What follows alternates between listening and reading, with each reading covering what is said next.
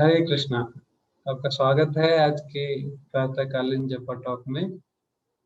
कल हमने चर्चा किया था कि भगवान का नाम अगर कोई निरंतर लेना चाहता है, निरंतर नाम लो कर तुलसी सेवन, तो क्या होगा उसको। प्रभुपाद जी तात्पर्य में बताए थे कि इसके लिए जो है चैतन्य महाप्रभु फॉर्मूला बताए हैं।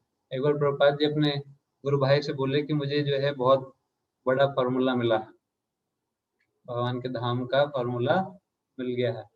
तो भी यही श्लोक को बताए थे, गणादपि सुनिचेन तरोरपि सहिष्णुना अमानिना मान देना कीर्तनिया सदाहरि।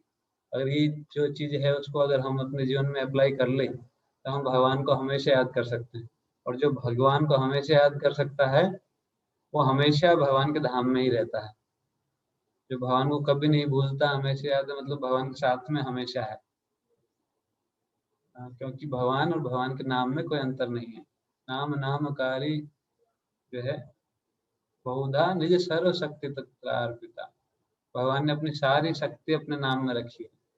इसलिए पद्म पुराण में बताया गया कि नाम चिंतामणि ही कृष्ण, नाम चिंतामणि कृष्ण, आगे याद नहीं आ रहा। और अभिन्नत्वान नाम नामिनो का लास्ट वाला पार्ट है कि नाम और नामे में कोई अंतर नहीं है। नाम ना चिंतामणि कृष्ण चैतन्य रस विग्रह। चैतन्य चेतन है भगवान का नाम, और रस विग्रह सारे रस का स्रोत है। तो इसलिए जो है भगवान और भगवान के नाम में कोई अंतर नहीं है। तो जो भगवान का नाम उच्चारण करते हैं, भगवान का नाम स्मरण करते हैं, वो हमेशा भगवान के साथ में ही रहते हैं। यही जो है तरीका है। तो हमेशा नाम स्मरण कैसे हो, तो इसके लिए 4 चीजें इस श्लोक में बताई गई। 4 चीजें क्या क्या है। पहला तृणादपि सुनिचिन, उसके बारे में हमने कल थोड़ा सा चर्चा किया था। दूसरा है तरोरपि, तरोर इव या तरोरपि सहिष्णुना।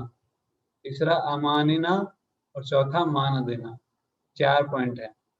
तो तृण से भी अधिक विनम्र होना, पेड़ के समान या पेड़ से अधिक सहिष्णु होना, सम्मान की आशा नहीं रखना, और सबको सम्मान देने के लिए तैयार रहना।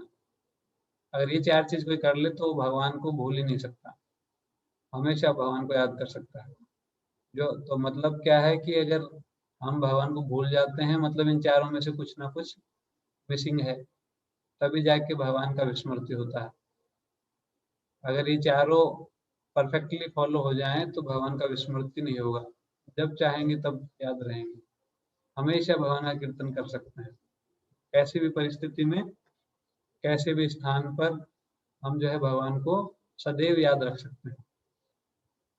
तो इसलिए इन चारों का प्रैक्टिस करना होगा। भगवान बोले अभ्यासेन तो कौन्तेय वैराग्यं च गृहीत। अर्जुन बोले कि मेरा मन जो है बहुत मुश्किल है इसको नियंत्रित करना, और मन के बिना काम चलेगा नहीं। जब तक मन कंट्रोल नहीं होगा तब तक हम कुछ भी नहीं कर सकते। कोई भी भौतिक कार्य हो चाहे आध्यात्मिक कार्य हो, मन तो उसमें एंगेज करना ही पड़ता है। इसलिए सब लोग बोलते हैं मन लगा के पढ़ो, मन लगा के जॉब करो, मन लगा के अपने काम करो। क्योंकि मन इधर उधर जाते ही कुछ ना कुछ मिस्टेक हो जाती है। तो इसलिए जो है मन अभ्यास से नियंत्रित होगा। तो 4 चीज का अभ्यास करना पड़ेगा।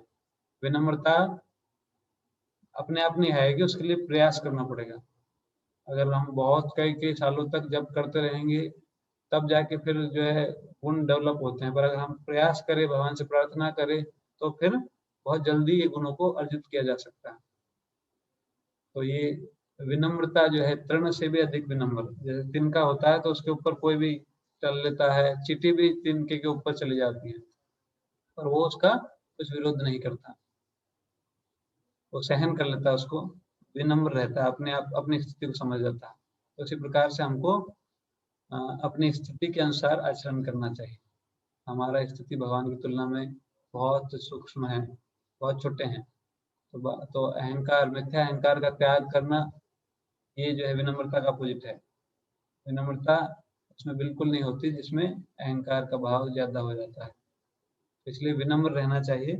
दूसरा जो है वो सहनशीलता, पेड़ के समान सहनशील होना। जैसे पेड़ जो है सब कुछ सह लेता है, बरसात, आंधी, तूफान, सूरज का धूप, पर फिर भी उसके बदले जो है कोई विरोध नहीं करता, और कोई काटता है तो भी विरोध नहीं करता, कोई उसको पत्थर मारता है तो भी विरोध नहीं करता। कैसी भी स्थिति में, और केवल विरोध नहीं करता ऐसा नहीं, बदले में जो है सब कुछ दे देता है। उसका पत्ता, फूल, पत्ती, तना, लकड़ी, फल, सब कुछ जो है सेवा में काम आ जाता है। अपना पूरा शरीर सहित सब कुछ समर्पित कर देता है। ऐसे ही दूसरों के कल्याण के लिए भगवान श्री कृष्ण ने इसको भागवतम में भी बताए, बोले पेड़ों से सीखना चाहिए, इनका जीवन जो है वास्तविक सार्थक जीवन है। एतावत जन्म साफल्यम, ये यही जन्म की सफलता है। प्राणेर अर्थे धिया वाचा, अपने प्राण से, बुद्धि से, वाणी से, श्रेयम आचरणम सदा, हमेशा जो है दूसरों के कल्याण के लिए, खुद के कल्याण के लिए और दूसरों के कल्याण के लिए कार्य किया जाए, ये जीवन की सफलता है। तो अगर हम भी, जब हम दूसरों के हित के लिए सोचते हैं तो ये भोग की भावना नहीं आती। अगर हम वास्तव में वास्तविक हित के बारे में विचार करें, सबके हित के बारे में विचार करें, तो भोग की भावना आती नहीं है। सेवा की भावना जब आ जाती है तो भोग की भावना आ ही नहीं सकती।